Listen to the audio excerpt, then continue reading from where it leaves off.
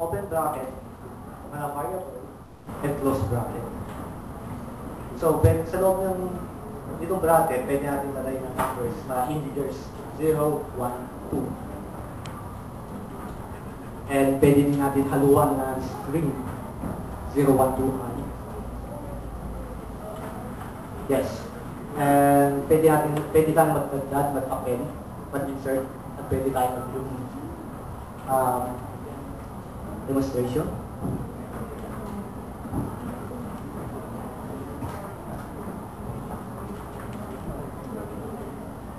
Ayan, example lang this. Pwede tayong mag-dot dito na sabi natin, hello. And ayan. So, madali lang mag-append. Dun sa C++, kailangan nyo ba dumami ng mga extra libraries para dito? Pwede din natin i-remove. May mga ayusin natin itong word. And mawala siya.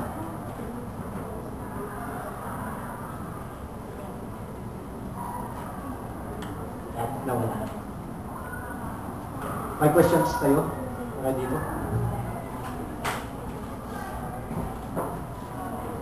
Yes. Meron? Okay.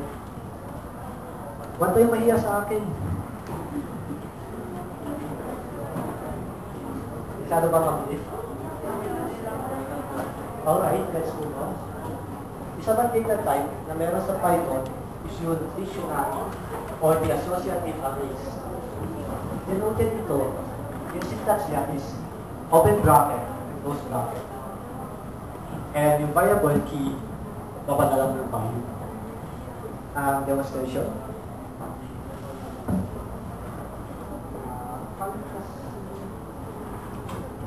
Dapat tayo ng fantasy variable. And siguro lang natin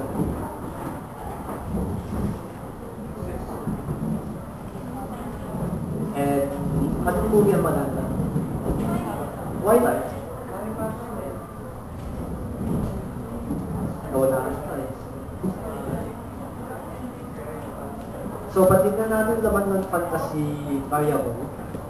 Meron siyang movie na Twilight and book is Harry Potter. But if pwede na natin siya i-call, kunin natin yung book na fantasy, nire-return na Harry Potter. The same goes with the movie.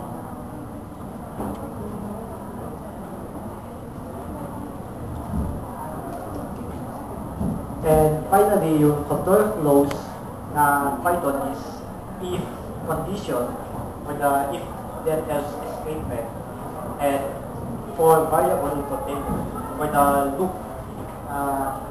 the loop control flow.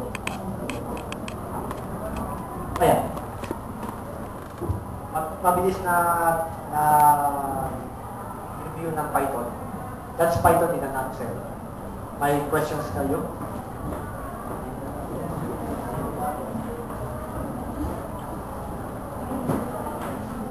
Okay, let's continue.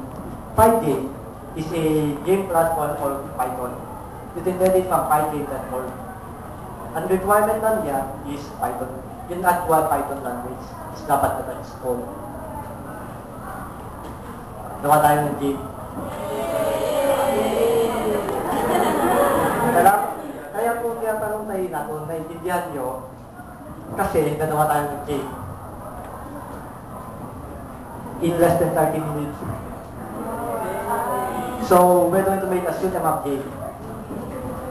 At simply lang, yan lang ng tatlong characters.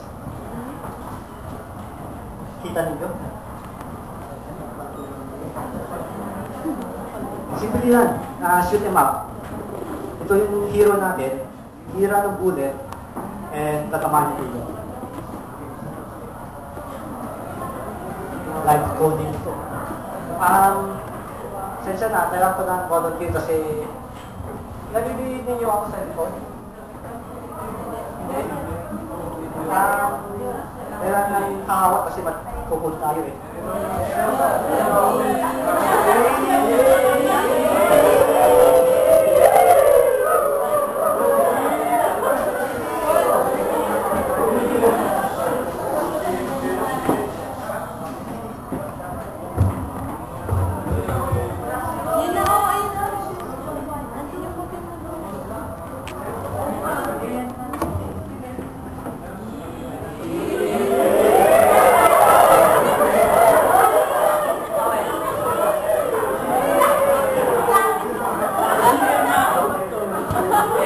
game ninyo.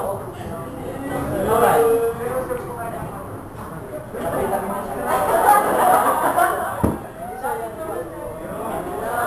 Ayan. Okay na? Alright.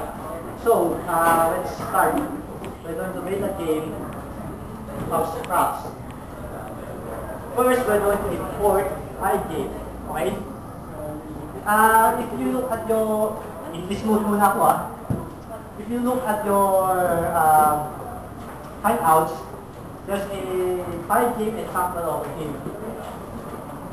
The center page on the right side. So first thing we're going to do, we're going to import iGame. And then we're going to initialize the iGame. We're going to create a window for a 640 by 480 with a 640 by 480 resolution. We're going to send this window to a variable screen so that we do render or add pictures to our window. We're going to create an infinite loop for the div loop. And finally, we're going to update the display. This is what it looks like. Okay, here. 640 by 480. Asset mode. Sorry. There. So, we have a 640 by 480 window. We can do anything we want with this. Notice that it hangs. Okay? It hangs. That's a bug. Why? Remember when I said before that we have to respond to events. One of the events that we have to respond to is the events for Windows, from Windows. So Windows is sending events to this window. The Windows operating system is sending events to this window. So this window did not put those events and it handled. We're going to fix it. We're going to add a event handling system. So event list iGame.event.get. This will get all the events that has been sent to the window and put it into the variable event list. Then we're going to loop on all the events and we're going to check for the type iGame.quit. This is when this iGame.quit refers to the X button or the window being closed by Windows. And we're going to send an exit. We're going to run this. There's no more, it wouldn't run anymore because we have successfully reacted to the events that was sent. If we exit, there's an error. Namespace is not defined because I forgot to put in See, it works. Alright. So we have a window that is running. Next, we're going to put in some images. And image. These are the three images that we're going to use. A bullet, the alien, and the player. Three images. They are found at image and party. So let's put in iPlayer. The image, this refers to the image of the